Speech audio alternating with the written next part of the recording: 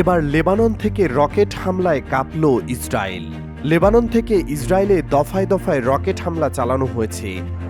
Israeli সেনাবাহিনী জানিয়েছে, শনিবার তারা লেবানন থেকে উত্তর ইসরায়েল সীমান্তে নিক্ষেপ করা 3টি রকেট প্রতিহত করেছে। ইসরায়েলের আর্মি রেডিও জানিয়েছে, লেবানন থেকে নিক্ষেপ করা কমপক্ষে 5টি রকেট শনাক্ত করা হয়েছে। এর মধ্যে 3টি রকেট প্রতিহত করা হয়েছে এবং 2টি লেবাননের ভূখণ্ডের ভেতরে পড়েছে বলে জানানো হয়েছে।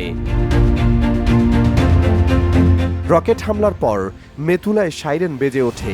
গত ডিসেম্বরের পর লেবানন থেকে এই প্রথম ইসরায়েলে রকেট হামলা হলো।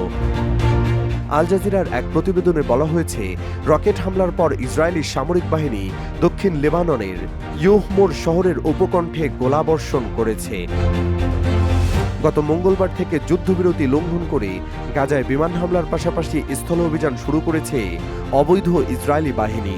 ইসরায়েলি বাহিনীর হামলায় গাজায় 2 শতাধিক শিশুসহ 6 শতাধিক ফিলিস্তিনি নিহত হয়েছেন। জবাবে ইয়েমেনের হুথি বিদ্রোহীরা ইসরায়েলকে লক্ষ্য করে একাধিক ক্ষেপণাস্ত্র হামলা চালিয়েছে।